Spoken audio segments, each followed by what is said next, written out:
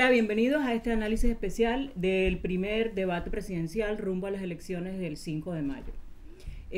A nuestra izquierda, Rodrigo Noriega, asesor editorial del periódico La Prensa; Yolanda Sandoval, editora de Economía y Negocios; nuestro querido Carlos Guevaramán, politólogo; y yo soy Aliana Morales, editora de Política. Primer punto, vamos a empezar. ¿Cómo vieron ustedes el ejercicio de anoche? Empezamos con Rodrigo. Mira, Eliana, yo creo que primero tenemos que posicionarlo como lo que es. No fue un debate. Fue un foro muy parecido al de Visión, que nuestra querida Yolanda moderó, menos entretenido. Creo que los propios candidatos estaban incómodos, querían debatir, querían interactuar, pero el formato no se los permitía. Fue muy interesante los atisbos, la coherencia que había entre las propuestas educativas, de políticas agropecuarias y demás, pero no tuvieron el tiempo para desarrollar muchas de las propuestas. Entonces fue como una ensalada. Había de todo, pero no era lo suficiente como para convencernos y como para comunicar los grandes mensajes políticos del momento. ¿Qué viste, Yoli? Bueno, yo coincido muchísimo con Rodrigo.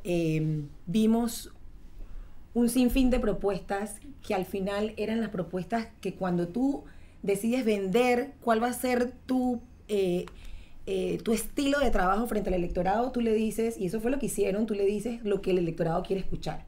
No necesariamente eso significa cómo lo vas a hacer, con quién vas a trabajar y de qué te vas a valer para lograr esos objetivos. Yo pienso que fue un debate exageradamente rígido, muy planificado. Se podría decir que de alguna manera ensayaron cada uno muy bien sus propuestas, que coincidían en muchas de sus formas, en nada de su fondo, porque no hubo fondo. Pienso que no hubo un ganador, y lo más importante sería que el doctor Guevaramán nos diga, entonces, ¿quién perdió? Yo comparto la opinión de ustedes en gran medida. El ejercicio de anoche, lo que rescato de eso es que el público tuvo la oportunidad para verlos en acción, pero como dice Yolanda, y en eso coincido plenamente, fue un ejercicio ultra ensayado. Se nota que fue un ejercicio ultra ensayado, pero además fue un ejercicio en la exteriorización de banalidades, de superficialidades, de lugares comunes, un poco en esa dirección, de decirle al electorado lo que el candidato cree que el electorado quiere escuchar para tratar de atraer más a los votantes. Yo siento como ustedes que no hubo un ganador. Eso siempre es muy difícil de determinar quién gana un debate. Es una evaluación absolutamente subjetiva. Lo mismo que quién lo pierde. A mi juicio, el que menos favorecido estuvo por las circunstancias y el que se presentó de una forma de la forma más desabrida, por ponerlo de una manera, fue Cortizo. Se lo veía cansado, se lo veía hasta un tanto desalentado. Sus respuestas fueron sumamente acartonadas. Todas las respuestas que vimos fueron acartonadas, pero las de él todavía más. Mucha superficialidad, muy poca profundidad. A mí se me quedó en la mente aquello de la cosecha de agua, ¿no? Porque ese es un asunto tan amplio, de tanta importancia. Y creo muy que técnico, muy sofisticado. Demasiado, ¿no? Demasiado. Entonces, las respuestas, en general las respuestas fueron, como dije yo, muy superficiales. Pero en el caso de él me parece que lo fueron aún más. Y yo creo que de alguna manera ese desempeño retrata al candidato. Algo que nos llamó la atención y que de alguna manera hoy lo han estado discutiendo en distintos foros fue el papel de Blandón, que es un candidato que de alguna manera tiene una trayectoria política larga, extensa, y la gente esperaba más de él. No sé ustedes cómo vieron el papel de Blandón. Él hizo mucho énfasis en su pasado en la asamblea, porque yo y Alcibiades Vázquez aprobamos este proyecto de ley destinado a mi trayectoria, mi capacidad. Él hizo mucho énfasis en eso, se dio como demasiados palmos él mismo. No sé cómo lo evalúan ustedes. Yo creo que en el caso de Blandón le pasa un poco lo de Irving Saladino. Se le hizo muy corta la pista. Él tenía que cumplir con varios objetivos simultáneamente. Primero, demarcarse del presidente Varela. Segundo, no lo hizo. Segundo, apuntalar a sus dos colegas, candidatos de los partidos políticos. Intentó hacerlo en un par de momentos, creo que entampó a Nito Cortizo y Rómulo Rux lo supo ignorar, evadir por completo, pero eran tantas las misiones que Blandón tenía que cometer que por supuesto no las pudo cumplir todas a cabalidad. Sí hay un intento como de marcar un discurso de cierta distancia con Varela, lo vamos a ver más ensayado, más preparado, más masticado en la campaña, pero creo que era el candidato que tenía más que ganar en este debate y desafortunadamente para él no pudo alcanzar su meta. ¿Qué opinan del papel de los tres independientes? Ricardo Lombana, Ana Matilde Gómez, Marco Ameglio, ¿cómo los vieron? Esta mañana escuchaba un debate en la radio donde los jóvenes llamaban y la mayoría decía ganó Lombana, vi bien a Ana Matilde, no sé ustedes qué opinan de ese tema. Otros han dicho por ahí que Lombana cuestionó mucho al sistema, a la corrupción, pero que tampoco profundizó en cómo va a erradicar esas viejas prácticas. Yo vi a un Lombana que empezó con mucha garra, empezó su discurso en un tono combativo, hablando, por ejemplo, de las botellas, pero yo creo que ese ímpetu, esa gasolina, se le fue quedando corta a medida que se fue desarrollando el debate. Ana Matilde la vi un poco invisible en las argumentaciones que dio, se basó mucho en lo que ya ha venido diciendo en el último año y creo que su discurso es muy conocido en la asamblea. Entonces, cuando ella habla, se siente que dice más de lo mismo que ha dicho en su papel de diputada. Y Ameglio me recordó mucho a Martinelli. Su tono de voz, su superficialidad, su estilo empresarial me recordó muchísimo a Martinelli. Su voluntarismo, todo lo puedo resolver yo. Yo sí sé resolver las cosas. Por supuesto. Y yo siento que también apeló a su pasado como miembro de la Junta Directiva del canal, lo mencionó en 3 oportunidades por el tema de la constituyente y creo que en educación también, él también hablaba de implementar un sistema que se asemejara a lo que hacen en el canal. ¿Cómo usted vio el manejo de los candidatos en uno de los ejes principales, transformación de la educación? Lo vi muy pobre, verdaderamente. Una vez más, reitero lo que dije antes. Me pareció un cúmulo de superficialidades. Todo el mundo habla acerca de la necesidad de transformar la educación. Entonces, que hay que invertir el 6% del PIB y que hay que invertir en formación, pero nadie llega, como han dicho los distinguidos panelistas, nadie llega al meollo, al fondo del asunto. Evidentemente, hay que invertir en la formación de los educadores. Sí. ¿Cómo se hace eso? Bueno, dicen que hay que fortalecer a la Universidad de Panamá, hay que fortalecer a la Escuela Normal de Santiago, pero nadie sabe cómo van a hacer eso. Entonces, a fin de cuentas, la sensación que le queda a uno es que la propuesta es seguir canalizando millones y millones y millones de dólares para que se pierdan en consultorías o que se pierdan de otras formas peores todavía, sin que haya una verdadera transformación. Aquí nadie habla acerca de necesidades como ampliar el horario escolar. Aquí nadie habla de necesidades como ampliar el calendario escolar. Aquí nadie habla de necesidades como revisar el currículum, el pensum académico, fortalecer aspectos fundamentales que las economías más desarrolladas enfatizan, las matemáticas, la gramática. Esas son las áreas fundamentales. Pero yo creo que todas estas nociones escapan a nuestros candidatos. Tenemos una clase política, para llamarla de alguna manera, que tiene una cultura política sumamente precaria. Es la sensación que me transmiten los candidatos. Eliana, yo me sumo a lo que dice el doctor Guevara Mann y me preocupa sobre todo la calculadora que están usando los candidatos. Todos se comprometieron al 6% del PIB para el sistema educativo. Esos son 1.400 millones de dólares más al año. Ricardo Lombana prometió 800 millones de dólares más en recursos, becas, economía naranja, Nito todo lo demás. Cortizo hablaba de 200 millones para becas. Sí, y Rómulo Rux nos ofreció a todos que guardáramos las facturas de los sí. medicamentos porque nos los iba a reembolsar. O sea, estamos hablando de promesas que tienen demasiados ceros. Y el Seguro Social está en déficit. El país tiene una deuda pública gigantesca. La Dirección General de Ingresos no está recogiendo el dinero que se supone que debe recoger. Entonces, ¿de dónde sale? Y coincido con el doctor Guevara Mann en el punto de que fueron propuestas muy superficiales. Alguien tiene que decir, oye, ¿sabes qué? Todo esto nos va a costar dinero y yo estoy dispuesto a hacer estos aspectos difíciles, tomar estas decisiones con un alto costo.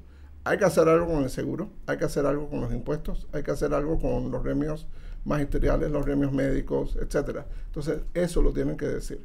Porque es muy fácil prometer la lista de Navidad, pero ¿cómo se va a pagar? ¿Cómo se va a realizar? Y hay que hacer algo con la agricultura. Y perdonen que intervenga así intempestivamente. Cuando escuchaba a los candidatos hablar de la agricultura, todos van a cerrar todos lo van a cerrar todo. La estrella de la noche. Exacto. Entonces todos dicen lo mismo. Todos dicen que no van a permitir las importaciones. Bueno, está bien, no permitan las importaciones o regulen o atiendan ese aspecto como debe hacerse conforme a la ley. Pero la transformación de la agricultura en Panamá requiere una medida mucho más profunda. ¿Qué problema principal tiene la agricultura en Panamá?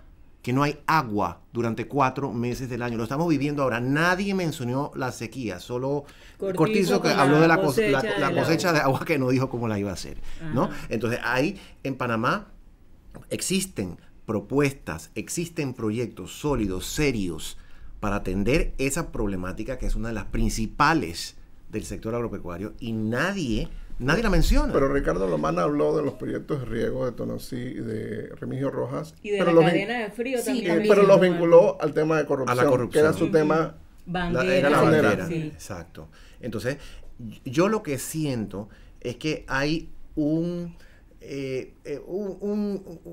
ni siquiera conciencia, sino como un conocimiento muy por encima de los problemas y de lo que la gente quiere escuchar, pero no hay una verdadera conciencia de cuáles son los problemas del país y cómo se van a atender. Entonces, a mí en cierta medida me da pena decirlo, me pareció es un debate o un foro de representantes de corregimiento, no un foro de presidentes, de candidatos a la presidencia, de personas que deberían tener estatura de estadistas. Eso es lo que quiere ver uno allí. Yo quiero ver un estadista, yo quiero escuchar a un estadista. Yo no escuché eso. En temas de salud, varios de los candidatos coincidieron en señalar la dualidad entre el Ministerio de Salud y la Caja de Seguro Social. Sin embargo, ninguno profundizó en el corazón de la caja, el programa de invalidez, de vejez y muerte que tiene de alguna manera sus días contados. Blandón mencionó que esperará el estudio de los actuarios para luego llamar a una consulta y ver qué se puede hacer. Los demás candidatos no recuerdo que lo mencionaran anoche, no sé ustedes qué opinan. Ana Matilde lo mencionó como tema. para el 2026, dijo, nada más como un término. En 2026 el fondo se acaba, punto. Pero, ¿y entonces qué vas a hacer? No dijo nada que los medios no hayamos dicho en el pasado. Sí. Ya todos sabemos que esas reservas tienen sus días contados, que estamos por lo menos con 5 años de atraso de haber tomado una decisión, que todos los gobiernos han tirado la pelota porque la decisión obviamente tiene un costo político, porque probablemente se tengan que aumentar las edades de jubilaciones o aumentar las cuotas o hacer una reingeniería de la ley que permita hacer inversiones mucho más rentables. Pero nadie, absolutamente nadie, yo sentí una decepción. Primero como cotizante, segundo como trabajadora y tercero como ciudadana, y creo que mucha gente podrá sentirse identificada con ese sentimiento. Una total decepción en cómo se abordó el tema de la Caja de Seguro Social, que va a ser vital. Invisibilizado totalmente. Y las jubilaciones son la última capa de contención social que tiene una sociedad. Con eso no se juega. La gente toda la vida ha trabajado para tener una vejez decente y resulta que en 6 años ni los que están jubilados van a tener cómo recibir el cheque que les debe dar la Caja del Seguro Social. Mucho menos nosotros, mucho menos los millennials, que son los grandes votantes de este torneo electoral. Realmente yo sentí mucha decepción. Es que en ese eje de salud y desarrollo, el gran protagonista fue las medicinas. Todos prometieron rebajar el costo de las medicinas. Parece que es el tema de moda por estos días. ¿Qué dice usted de eso? Bueno, ciertamente hay una preocupación generalizada, pero ¿quién apunta al fondo? Me parece que uno u otro, quizás ustedes me podrán recordar quién, pero uno u otro habrá hablado acerca de las componentes que hay con los precios. Lo que hay es una mafia. Sí. Porque sí. este es un país de mafias. Muchos coincidieron. Sí, en muchos eso. coincidieron en eso, ¿no? Pero no hay una dijeron- mafia. ¿Cómo la van a quebrar? ¿Cómo ¿Cómo la van a ¿Y quiénes ¿Quiénes reventar? forman parte de esa magia? De la mafia por y cómo se ejemplo? originó esa mafia, ¿no? Ahí hay una mafia, como con los importadores hay otra mafia, porque digo una vez más, este es un país de mafia. Entonces, en ese sentido, Lombana, sin haber atendido ese asunto específicamente, tiene razón. La corrupción es un mal generalizado en este país. Pero las preocupaciones que ha exteriorizado Yolanda al respecto de la Caja de Seguro Social son importantísimas. Y uno, una vez más lo repito, uno quiere escuchar a estadistas hablar de cómo van a resolver ese problema. Uno de los problemas fundamentales de la Caja de Seguro Social es su estructura, esa junta directiva de, digámoslo así, incompetentes, por no decir otra cosa, porque además de incompetentes son otras cosas, pero una junta directiva de incompetentes que no atiende las necesidades de la Caja de Seguro Social. Blandón mencionó lo del estudio actuarial. A mí me parece que es un delito me parece, que la Caja de Seguro Social no haya entregado informes financieros hace un buen par de años. Ustedes me recordarán cuántos 7 son. años. 7 años. Es una barbaridad. La Caja de Seguro Social es la entidad más grande. La Caja de Seguro Social tiene más activos que la Autoridad del Canal.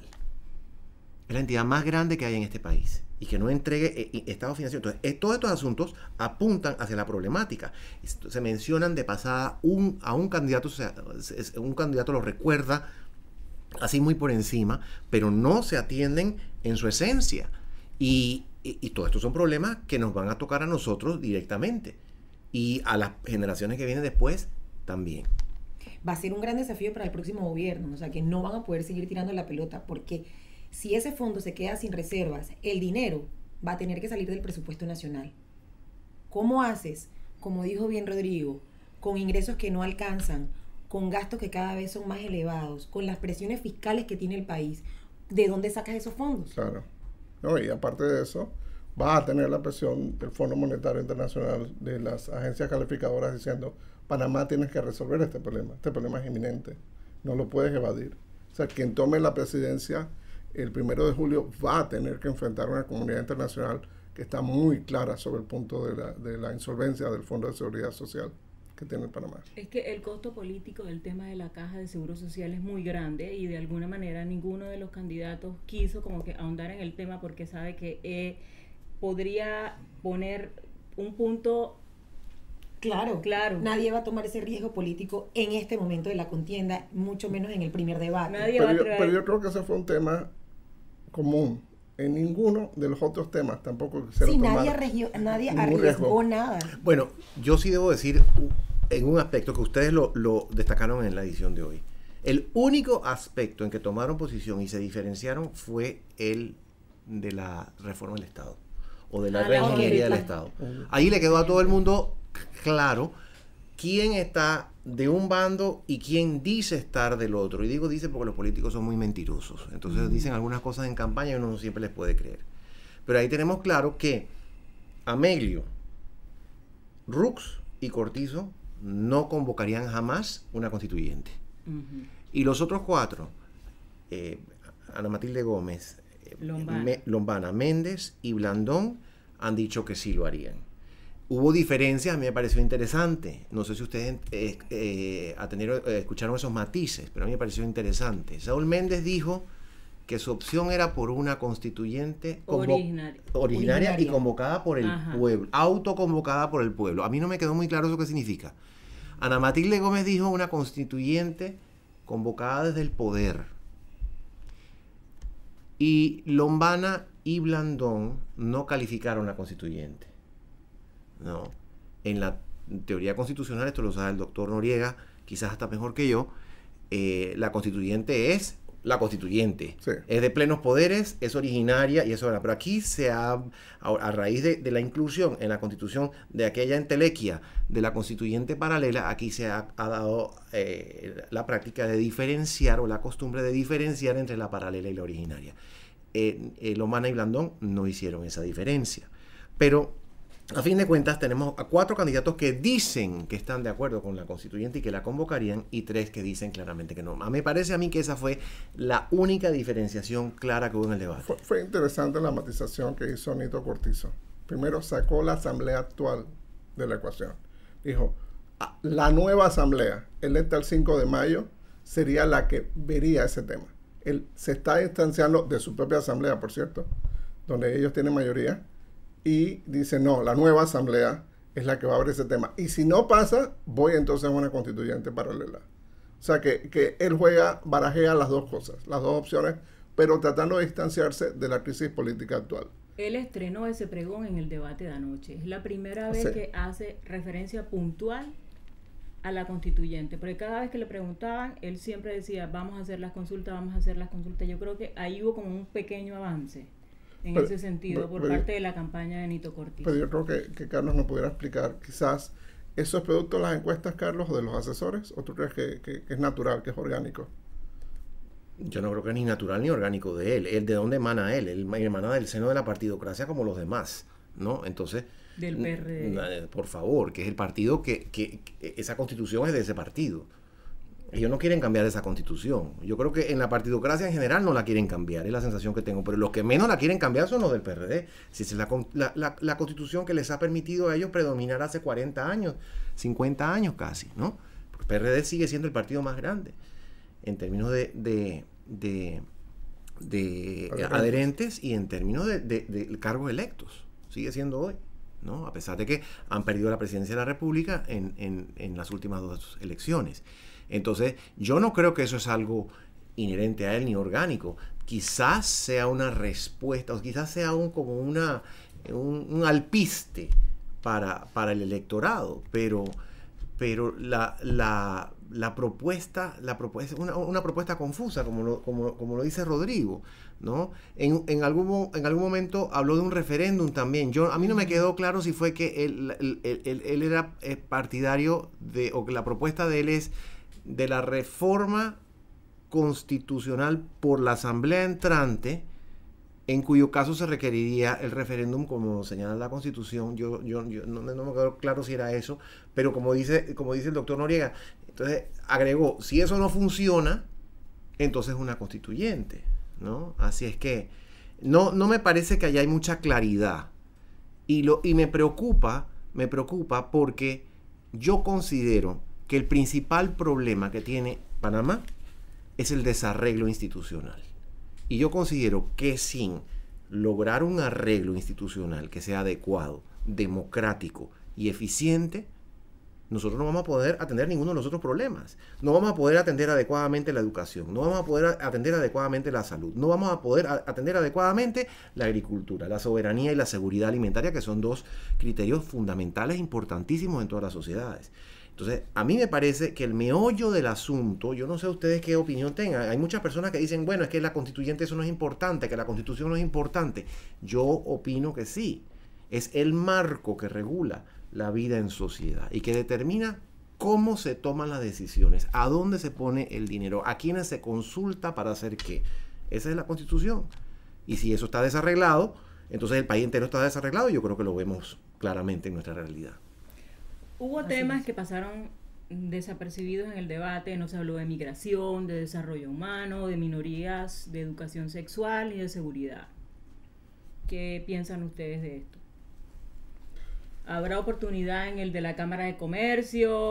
Dudo que en el de la Cámara de Comercio se te van a tocar temas tan controversiales. Ellos están jugando a lo seguro. Cada uno debe tener sus encuestas, sus asesores, sus consultores, y lamentablemente están moviéndose de acuerdo con números. Probaron ideas, creo que todos coincidimos en que el debate parecía sobreensayado, quizás Saúl Méndez y Marco Merlo no lo ensayaron tanto, pero para todos los demás sí parecía sobreensayado.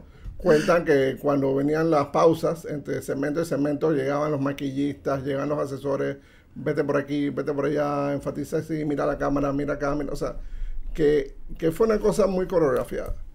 Creo que va a ser el trabajo de los medios, el trabajo de los periodistas, el trabajo de la sociedad civil, emplazarlos, ya sea uno a uno o en las pequeñas reuniones que va a haber de aquí hasta el 5 de mayo, emplazarlos para provocar esas respuestas, provocar esas reacciones y sobre todo los temas escabrosos. ¿Cómo va a pagar el Seguro Social la reforma que usted pretende? ¿Cómo se va a enfrentar el problema migratorio? ¿Cómo va a ser con el problema de las bandas? ¿Cómo va a ser con el problema de la maternidad adolescente? Elección de magistrados de la Corte Suprema de Justicia. Exacto. El próximo presidente va a elegir 7 magistrados de la Corte Suprema de Justicia. ¿Cómo va a ser? ¿Qué puede decir? Un mensaje final para cerrar el análisis. A mí me llamó mucho la atención el lenguaje corporal. No, sin ser experto en eso, sin ser psicólogo, mucho menos comunicólogo, me llamó mucho la atención eso. No sé si ustedes se fijaron, entre los candidatos varones, 4 de ellos usaron corbata, 2 no. Ay, sí, yo me di cuenta. Sí. A 2 de los candidatos que usaron corbata, el saco se les veía, se veían incómodos en saco y corbata. La única dama, Ana Matilde Gómez, ya tenía una ventaja por ser mujer. Sin embargo, no sé si ustedes se fijaron, eligió una indumentaria muy clara, muy pálida, muy tenue. Azul y con perlas. Azul y el saco blanco.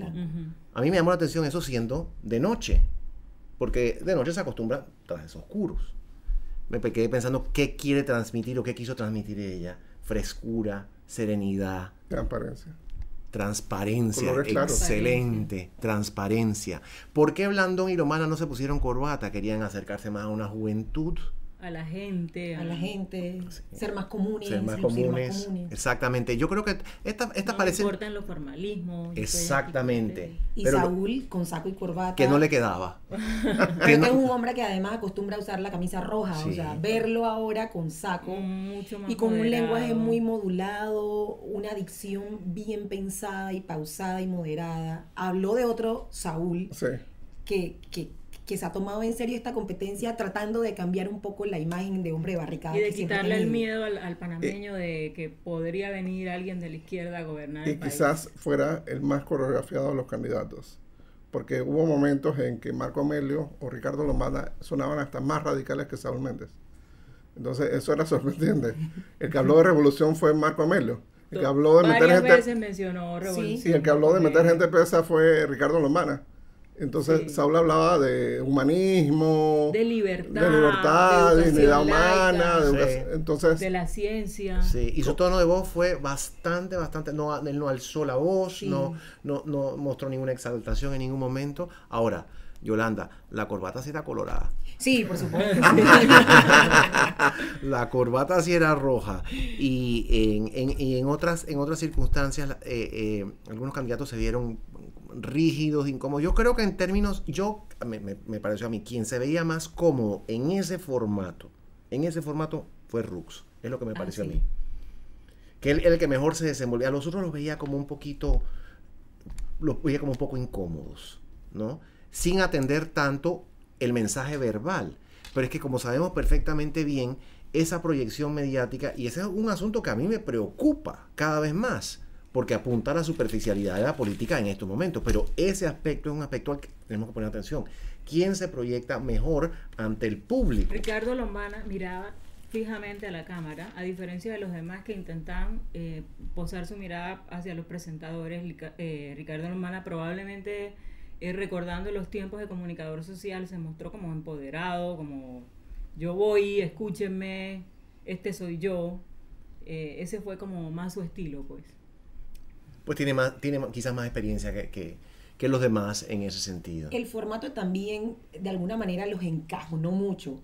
El tiempo para las respuestas, los temas específicos, el contrapunteo que a rato se sintió cuando otro candidato ripostaba a uno de sus contrincantes.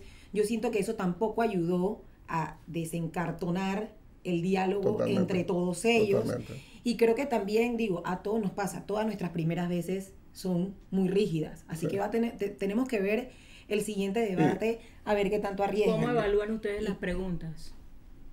Las preguntas a veces las sentía muy abiertas. Muy abiertas, y yo creo que iba a retomar un punto de Yoli. El único que habló de su vicepresidente, la decisión más importante que ellos han tomado hasta el momento, fue Rómulo Rux. Sí. Nadie habló, por ejemplo, Jorge Arango, que es un experto en temas agropecuarios, que es el arma secreta de Ana Matilde, no lo mencionó en los temas agropecuarios. Tampoco mencionó Nito Cortizo, el tema de juventud con su vicepresidente, o Blandón tampoco hizo ese puente. Entonces, creo como que, tocando el punto de Yoli, creo como que ellos no estaban conscientes de comunicar ciertas cosas, ciertos mensajes, o reforzar ciertos mensajes de decisiones que ya han tomado. Entonces, recordemos que es un paquete completo, son dos, estamos votando por dos. No solo la cabeza, estamos votando por el vice o por la vice. Entonces, creo que le faltó eso.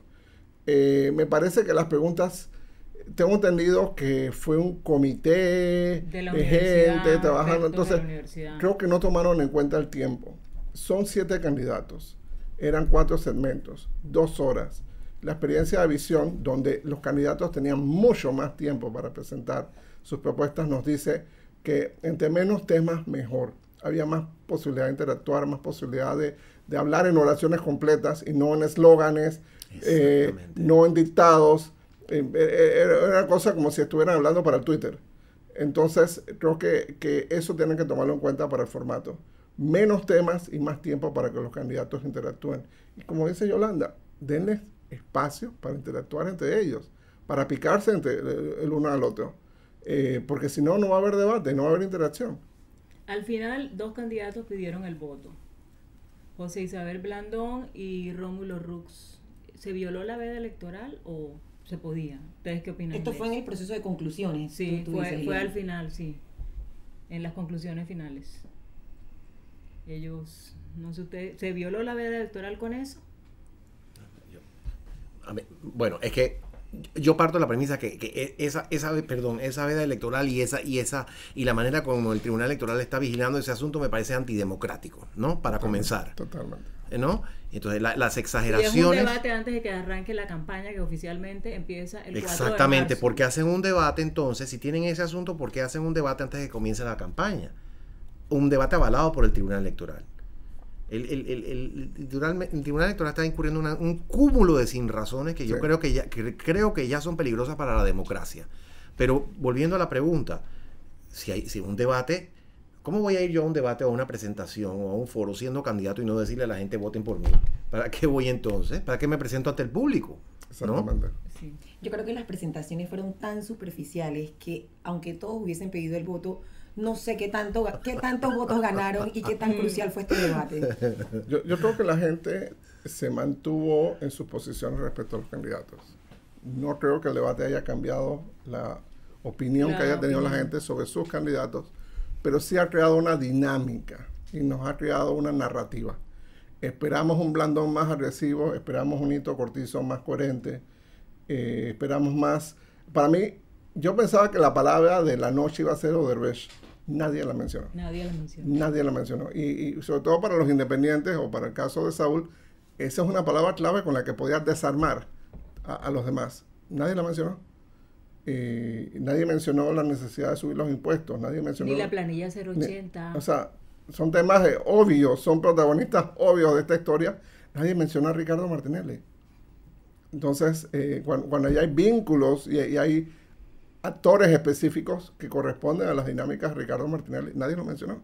Entonces, creo que eran puntos fáciles del debate que no estaban presentes y me preocupa entonces que estamos teniendo un debate artificialmente civil, artificialmente restringido. Y eso puede ser, como dice el doctor Guevara Mann, muy peligroso para la democracia. Las calles estaban vacías anoche. Significa que de alguna manera al panameño sí le interesó el debate. Aburrido, predecible, con las mismas cosas de siempre, pero desde el punto de vista de ciudadanía el ejercicio funcionó. Yo creo que fue una oportunidad para que los candidatos se presentaran y para que el público conociera algo de ellos. Eso, como dije al inicio, es algo que se puede rescatar y quizás la ciudadanía compartió esa sensación. Vamos a mirar pues para ver qué es lo que dicen, que es a ver si proponen algo interesante, algo bueno, algo que me gusta, o qué hay para mí, Sí. ¿no? Quizás. No sé si yo no sé si aquí se mide la sintonía, y no sé si se puede medir si la gente dejó el televisor puesto las 2 horas y 20. Yo en parte me dormí, en parte me levanté, en parte fui a hacer otra cosa, regresé, y todavía estaban los candidatos hablando de su superficialidad, y bueno, no es que estaba enteramente pendiente, pero en general sí. No sé qué sería el resto del público, cómo habrá reaccionado el resto del público. Yo creo que el empoderamiento ciudadano se ve a través de todo el ejercicio por buscar las firmas de los candidatos independientes. Sí. Y en esa medida yo creo que obviamente todo esto genera interés de qué tal lucen. Yo creo que hay muchos candidatos, son 7 candidatos. Son 7. Demasiado. Bueno, y de alguna en manera eso 2014 desgasta. también hubo 7 candidatos, 3 independientes y 4 de partidos políticos. Pero creo que en el 2014 la cosa estaba bien polarizada. Sí. Y en esta elección no está polarizada. 1/3 de los votantes, nos están diciendo los encuestadores, no están decididos. Entonces, la batalla es por ese tercio. Ese es el tercio que si se queda en la casa, decidió la elección. Si sale a votar, decide la elección. Entonces, creo que los candidatos están apuntando a ese tercio. Enamorarlos, conquistarlos, comunicarse con ellos. Y yo creo que ese era un poco el ejercicio que vimos anoche. Lo otro, Carlos, yo creo que hay que ir pensando en las reformas electorales para la próxima vuelta. Necesitamos una segunda vuelta en Panamá. Necesitamos quizás forzar más debates, en vez de 2, que sean 4 o 6, porque realmente 2 es como comprimir demasiada materia. Los que hemos sido profesores Sí, sabemos eso. sí. Comprimes demasiada materia para el examen y lo que terminas teniendo es un desastre, ¿no? Quizás tener 6 debates, donde los 3 primeros sean con todos los candidatos, los 3 últimos solo con los 3 candidatos más importantes. En fin, buscar mecanismos que se han usado y se han ensayado en otros países. Pensar en una segunda vuelta para Panamá puede ser una herramienta importante, porque podemos tener la posibilidad de tener un presidente minoritario, alguien que ganó con 25% o 30% de los votos, y eso es criminal para la democracia. Yo creo que un ajuste del sistema electoral es imprescindible, pero no lo vislumbro mientras el sistema electoral esté secuestrado. Esto sí se dijo anoche, en algún momento, Varias veces. ¿no? Secuestrado por las cúpulas, porque ni siquiera hablo de los partidos ampliamente, los partidos tienen muchos miembros, las cúpulas de los partidos y el Tribunal Electoral. Entonces yo veo una tendencia antidemocrática, cada vez más partidocrática, que es riesgosa para la democracia, como lo dice Rodrigo. Me interesó algo que dijo el doctor Noriega también. Ha dicho que ese tercio que no está decidido es el tercio al que se quiere acceder, al que se quiere persuadir, al que se quiere seducir. Y que dice Rodrigo que ese fue un poco el ejercicio que él vio anoche. Sin embargo, dice Yolanda que nadie salió adelante en ese ejercicio. ¿A quién persuadió ese debate anoche? El que no estaba decidido, yo creo que sigue indeciso. Sigue indeciso, sí. Es que no sorprendió, no hubo... Los candidatos repitieron lo que han venido repitiendo en los distintos foros desde que comenzó el proceso electoral. Los mismos pregones, las mismas frases, vamos a cerrar la UPSA, más medicinas baratas, igual. Entonces... Vamos a celebrar el Día de la Madre, vamos a querer Sí. los niños, vamos a pagar las deudas, o sea... Yo espero que en el próximo debate, al menos, tengamos las agendas de trabajo de cada candidato. Los planes de gobierno yo ya quiero ver los constituidos. yo quiero ver los planes de gobierno constituidos para poder tener una referencia de lo que dicen con lo que está en sus planes de gobierno. Yo creo que los planes de gobierno aterrizarían mucho más los temas de lo que hemos hablado hoy y que evidentemente fueron ignorados en el debate ayer. Bueno, y con esta última reflexión terminamos nuestro análisis de hoy. Esperamos que haya más ejercicios de este tipo. Las elecciones son largas, vienen intensas, y así que nos vamos a estar viendo las caras muy a menudo. Gracias.